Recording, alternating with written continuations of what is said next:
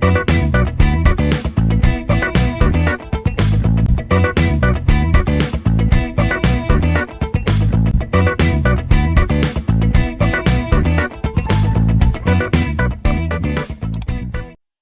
everybody. So in the previous video, we went through the concept of limiting friction point. Limiting friction point. I hope you understood what limiting friction point is. So we'll be applying the same concept to go through a number of other theoretical concepts as far as friction is concerned here in this particular video, in the second part. So we'll be using the same concept of limiting friction point. Limiting friction point is a point till which, as you increase the external force, even the friction resistance increases. And once the external force crosses the limiting friction point, the body starts to move. So let us continue with the next theoretical aspects or points what you have in the module. The next one is types of friction. So these are the different types. Let us go through all the types one by one. The first type is static friction. Static friction is a friction experienced by body or bodies at rest or under equilibrium. The bodies which are under equilibrium experiencing a particular friction, which experiences a particular friction, which is called as static friction. So dynamic friction is the second type. It is a type of friction experienced by body which moves. And sliding friction is the third type. When a body slides down the plane or up the plane, the friction experienced by the bodies which slides down or up is called a sliding friction. Similarly, you have rolling friction. It's the next type, rolling friction. So when a body rolls over a surface, the friction experienced by such bodies is called as rolling friction. Friction experienced by such bodies is called as rolling friction. So these are the types of friction resistance: static friction, dynamic friction, sliding friction, and rolling friction. Static friction is a type of friction experienced by bodies under equilibrium. Dynamic friction is a type of friction experienced by bodies which move. And sliding the friction is a type of friction experienced by bodies which slides down the plane or up the plane. Rolling friction is a type of friction experienced by body which rolls. So these are the types of frictional resistance or types of friction. Now let us go through one of the important concepts, which is coefficient of friction. Now, in order to understand the concept of coefficient of friction, let me consider a body. Which is in contact with a surface. Now, whenever a body is in contact with the surface,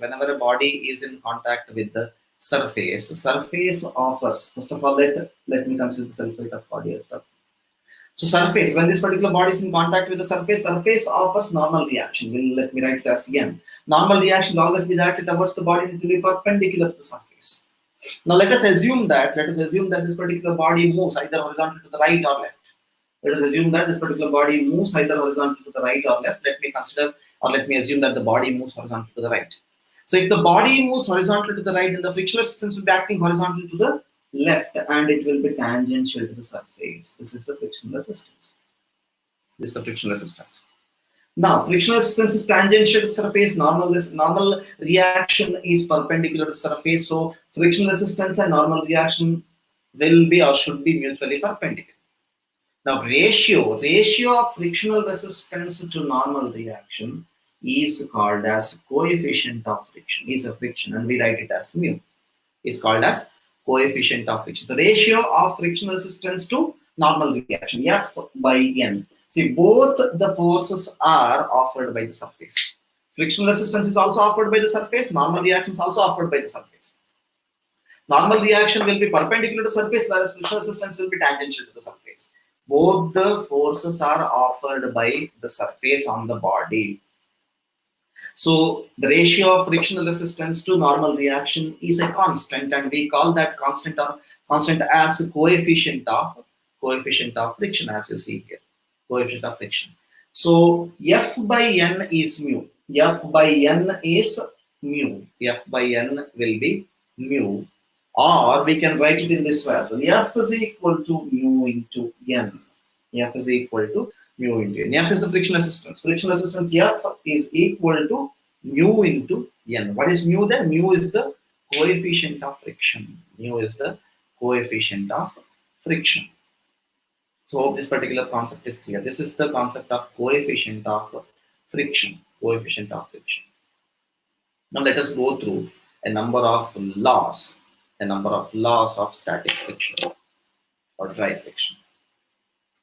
See, the first law states that the frictional resistance depends upon the roughness or smoothness of the surface. So frictional resistance will always depend on the roughness or smoothness of the surface.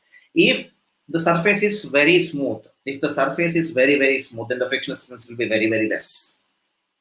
So if the surface is completely smooth, in some of the numericals in equilibrium, we have assumed that the surface is completely smooth. If the surface is completely smooth, then there will be no friction at all. So the friction resistance should depend on the roughness or smoothness of the surface. It should depend on the roughness or smoothness of the surface. This is the first law. Second law, frictional resistance acts in a direction opposite to the direction of motion of the body. So frictional resistance should always act in a direction opposite to the direction of motion of the body. It should always be opposite to the direction of motion of the body, not opposite to the external force or applied force. It should always be opposite to the direction of motion of the body. It's the second law. Third law, the frictional resistance is independent of the area of contact between the two bodies or body and the surface. So we never consider area. Area is not at all a factor or one of the factors here. So when a body is in contact with the surface, area will not come into picture. Area of contact between the body and surface will not come into picture in friction. It will never come into picture. The ratio of limiting friction value or ratio of frictional resistance F to normal reaction N will always be a constant, and we call that constant as coefficient of friction. We just discussed the concept now. So ratio of frictional resistance offered by the surface, normal reaction offered by the surface. Frictional resistance will always be tangential to the surface. Normal reaction will always be perpendicular to the surface. If you find the ratio of F and N, it will be a constant, and we call that constant as coefficient of friction. Coefficient of friction mu. Now the last law.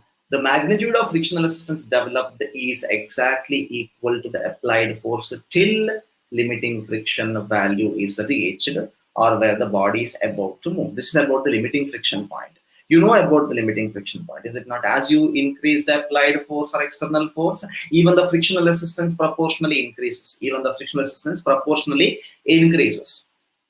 Till a particular point, and we call that particular point as limiting friction point. So when the applied force overcomes the limiting friction point, or it crosses the limiting friction point, it overtakes the friction resistance.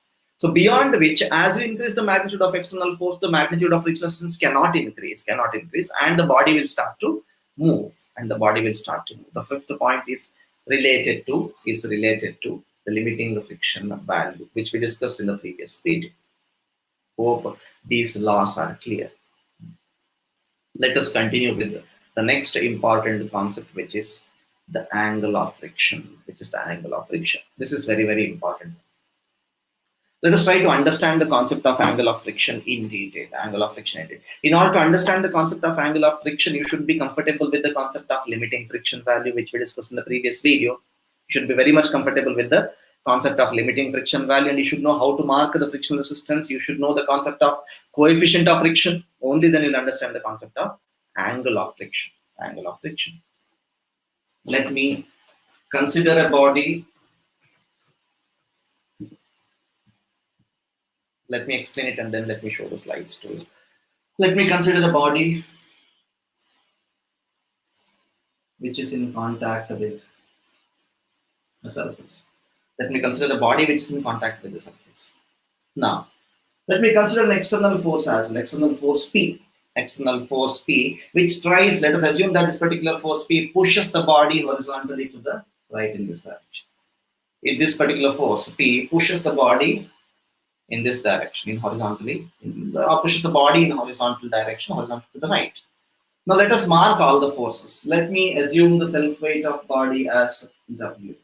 which moves vertically downwards. So when a body is in contact with the surface, surface offers what? Surface offers normal reaction N. So if the body moves horizontally to the right, if the body moves horizontally to the right, then the frictional resistance should be acting in the direction opposite to the direction of motion of the body, which will be horizontally to the left.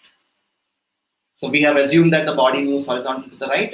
Since the body moves horizontally to the right, the frictional resistance will be acting horizontally to the left. And it is always tangential to the surface.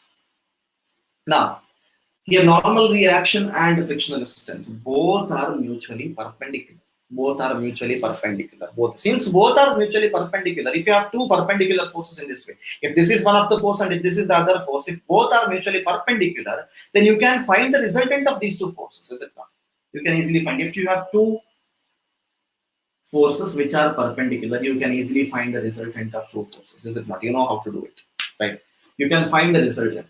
Now, here, F and N are mutually perpendicular. Since F and N are mutually perpendicular, you can find the resultant. You can find the resultant R. You can find the resultant R. So R is the resultant. R is the resultant of this R is the resultant of F and N. R is the resultant of F and N. So let this angle between R, resultant R and normal reaction be theta. Be theta. So this is clear. Hope this much is clear. Frictional resistance moves horizontally to the left. You know how to mark normal reaction. What is R? R is the resultant of frictional resistance and normal reaction. Since these two are mutually perpendicular. Since both the forces are mutually perpendicular, R will be the resultant. Now, let us start applying the external force. Let me increase the magnitude of external force. So what happens to the frictional resistance? Still limiting friction point, even this increases proportionally. Let me still increase the magnitude of external force, and even the magnitude of frictional resistance increases proportionally. Let me still increase the magnitude of external force, magnitude of frictional resistance increases proportionally. So when this process takes place, everybody observe, when I increase the magnitude of external force, the magnitude of frictional resistance increases proportional. So when this process takes place, what happens to R? R is the resultant of F and N, is it not? So F proportionally increases. F proportionally increases as you increase the magnitude of external force, still limiting friction point. F proportionally increases. So when F proportionally increases, R is the resultant of F and N, is it not? So when F proportionally increases, this R tries to lean towards the increased force. This will be the new position when the frictional resistance reaches this particular point, and R will still move, it will start moving towards. This will be the other position of R when the frictional resistance increases still. So basically R will start to move towards the friction resistance as it increases. As you increase the external force, frictional resistance increases proportionally. When frictional resistance increases proportionally, the resultant R, what you have, it starts moving towards frictional resistance. It starts moving towards frictional resistance in this direction. So this process continues only till limiting the friction point. So beyond which frictional resistance cannot increase. And the body starts to move. Now, this angle will be theta initially. So this theta increases constantly, and finally theta becomes maximum. So beyond which R cannot increase, because beyond which R cannot move, because beyond which F cannot increase. Beyond what? Beyond limiting friction point. So till limiting friction point, as you increase the external force, even the friction resistance proportionally increases. When friction resistance proportionally increases, since R is the resultant of friction resistance and normal reaction, even R starts to move towards the friction resistance. R will start to move. Initially R was here. It moved to this particular point. It's the new one. And it still moved to the other point. And let this be the final point, which is concerned with the limiting friction point, which is associated with the limiting friction point. So initially the angle made by resulting with respect to the normal reaction with theta, and finally it becomes theta max. Finally it becomes theta max. Hope this particular concept is clear now. So theta max will be the angle corresponding to the limiting friction point. Angle made by the resultant of normal reaction and frictional resistance with respect to vertical. Theta max will be the angle. There are three concepts here, aspects: P, F, and R. As P increases, even F increases. As F increases, R starts to move towards F. When R starts to move towards F, theta increases. Theta increases. You have to relate all of these concepts together. P, F, R, and theta. As P increases, F increases. As F increases, R starts to move towards F, and as R moves towards F, even theta increases. Even theta increases. So this process continues only till the limiting friction point. Only till limiting friction point. Now let me reproduce this. Only this. The triangle. Only this.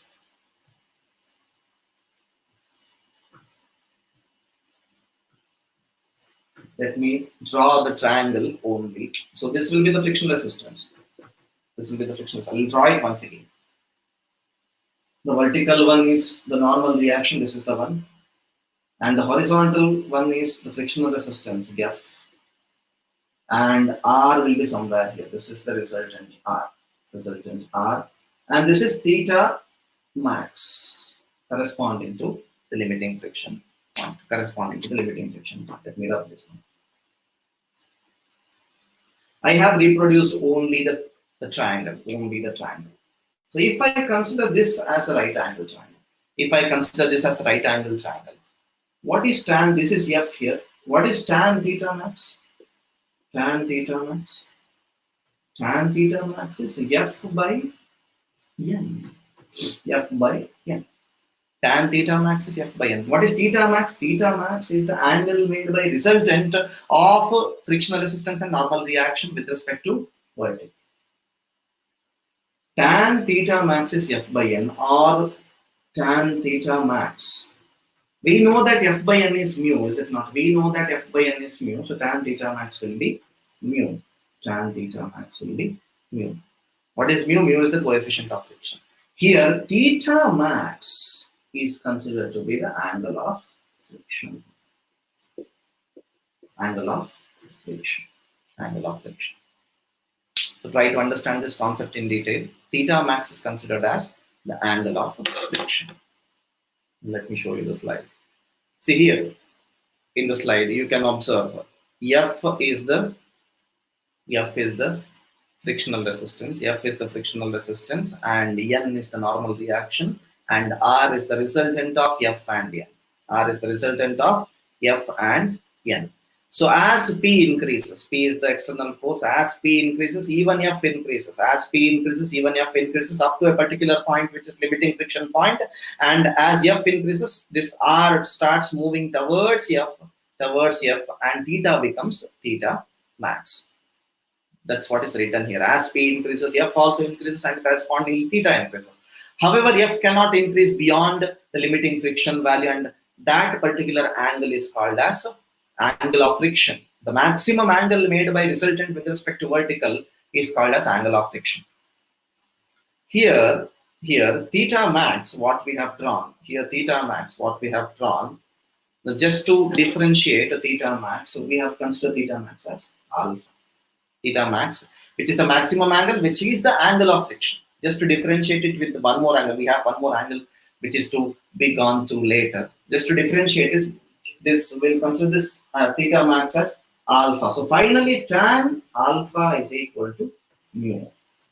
Tan alpha is equal to mu. What is alpha? Alpha is theta max. Theta max is the maximum angle or angle of friction. Angle of friction.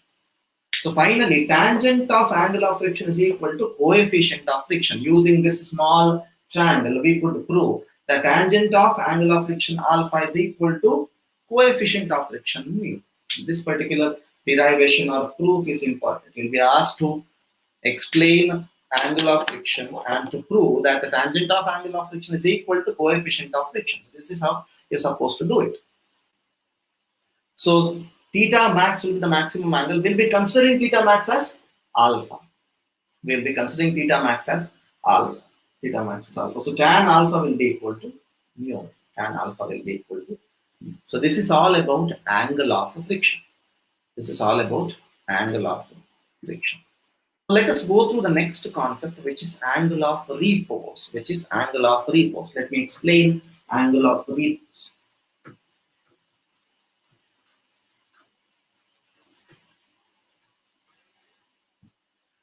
In order to understand the concept of angle of repose, let me consider an inclined surface. Let me consider an inclined surface in this way. Inclined surface. So before I consider the inclined surface, let us elaborate this more. So let me consider a horizontal surface. Let me consider a horizontal surface and let a small body be resting on the horizontal surface. Let a small body be resting on the horizontal. Now the surface is horizontal. Now the surface is horizontal and currently we are going through angle of repose. Now the surface is horizontal. Now let me give a small inclination to the surface. Let me give a small inclination to the same surface. To the same surface. So body comes here. Let me give a small inclination to the same surface. Inclination of say theta 1. Now same surface is being given with a small inclination. Now it is not horizontal. It has been given with a small inclination. Same surface has been given with a small inclination. Now even when you give a small inclination, the body stays stationary. It will not slide down. Now let me increase this inclination. Let me increase this inclination to theta 2. Let me increase the same inclination to theta 2. At this particular inclination, the body will start to move, just start to move without the help of external force, without the help of external force. And that particular angle is called as angle of repose. That particular angle is called as angle of repose. Let me explain the angle once again. So angle of repose is an angle made by the surface. It's an angle made by the surface. For example, if I consider this as a surface and this as a body, now, let the surface be horizontal. Let the surface be horizontal. Let me start giving inclination to the surface slightly with respect to horizontal. And at one particular inclination, the body starts to move. At one particular inclination, at this particular inclination, the body starts to move down without the help of external force. Without the help of external force. That particular angle is called as angle of repose. Angle of repose is an angle made by the surface. Angle made by the surface with respect to horizontal. With the help of the angle, with the help of the inclination, the body starts to move without the help of external. Body just starts to move. He is called as angle of repose. He is called as angle of repose. Now to understand the concept of angle of repose, let me consider an inclination where the body just starts to move or slide down the plane. Body just starts to slide down the plane. So this will be the maximum angle. At this particular angle, if you increase the angle beyond this particular angle, the body will shortly move down the plane, slide down the plane. At this particular angle, the body just starts to slide down the plane. This is the threshold angle. And we call that particular angle as angle of repose, angle of repose. So this will be the maximum angle now, beyond which if you increase, the body will surely slide down the plane without the help of external force. Now let me consider this angle where the body just starts to slide down the plane as phi. Now phi will be the maximum angle.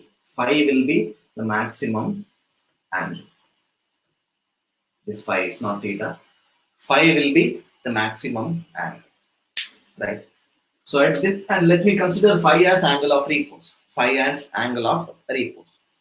Now, since the body is in contact with the surface, this is surfaces. Now, since body is in contact with the surface offers a reaction. Surface offers a reaction, which is normal reaction, is it not? Surface offers a normal reaction on the surface, and normal reaction will always be perpendicular to the surface. Normal reaction will always be perpendicular to the surface. Now, since the body moves down the plane, body impends down the plane, the frictional resistance should be opposite to the direction of motion of the body. Here, body moves down the plane, so frictional resistance should be acting up to the plane in this way. Frictional resistance should be acting up to the plane. Frictional resistance should be acting up the plane, and frictional resistance should always be tangential to the surface. Normal reaction will always be perpendicular to the surface, and frictional resistance will always be tangential to the surface. Normal reaction will always be perpendicular to the surface, and frictional resistance will always be tangential to the surface. And The self-weight moves vertically downwards. Self-weight of the body moves vertically downwards. This self-weight will move vertically downwards. Phi is the maximum angle beyond which the body will surely slide down the plane. Here the body just starts to slide down the plane, and since it just starts to slide down the plane, we have considered it as angle of repose. Angle of repose. Now, let me draw this properly. Let me magnify and draw this so that you can understand the concept in a better way. Inclination. This angle is phi now, phi, and this is the body which just starts to move, and let this be the normal reaction which is perpendicular to the surface, and let this be the frictional resistance which is tangential to the surface, So if this angle is phi, this will be 90 minus phi. This will be 90 minus phi. 90 minus phi. Now, let me draw the free body diagram of this particular arrangement. Let me draw the free body diagram by drawing a coordinate system. Let this be x, let this be y. Let me reproduce x and y axis only with the n and f. Only with the n and f. So f can be drawn in the second quadrant and n can be drawn in the first quadrant, is it not? We can draw the free body diagram by bringing all the forces to the center. You know how to draw the free body diagram. So let me draw the free body diagram. This will be the free body diagram. Let me reproduce only the coordinates with the forces. So F can be drawn here, frictional resistance can be drawn here, and N can be drawn here.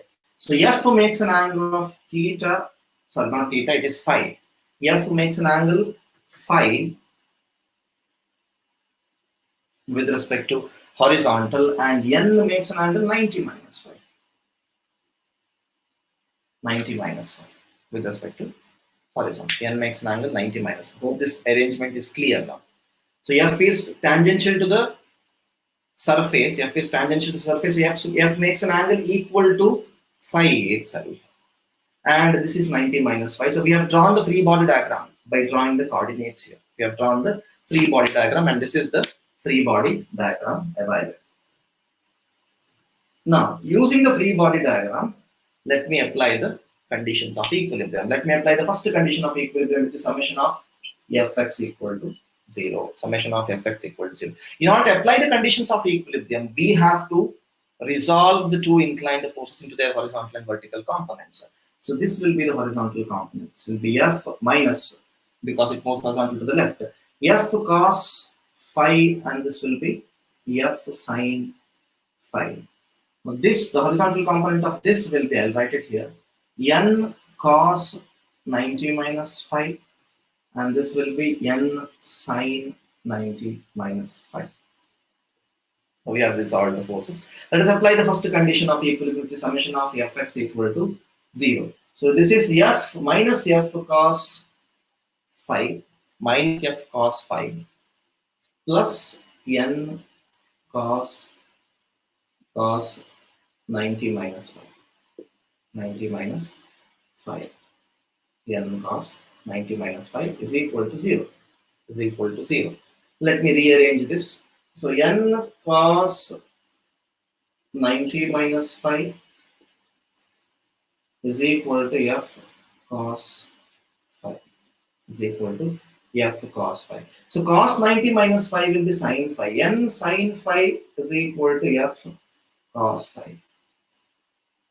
Or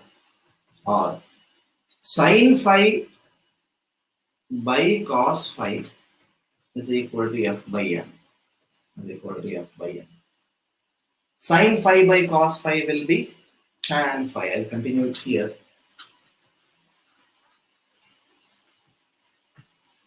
Sin phi by cos phi is equal to 0. Sin phi by cos phi, I'll be continuing this here. Sin phi by cos phi will be tan phi, which is equal to F by N. Which is equal to F by N. Now tan phi is the angle of repose, which is equal to F by N. So we know that F by N is equal to mu, is it not? We know that F by N is mu. And with the help of the previous derivation, we know that the mu is equal to tan alpha. Alpha is the angle of friction. Alpha is the angle of friction. So by this relation, can we equate these two? Can we tell that tan phi is equal to tan alpha? Tan phi is equal to tan alpha. Yes. So if tan phi is equal to tan alpha, Is this right? Phi is equal to alpha.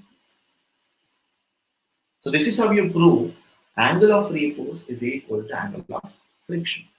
Angle of repose is equal to angle of friction. This is what is being shown here in the PowerPoint presentation.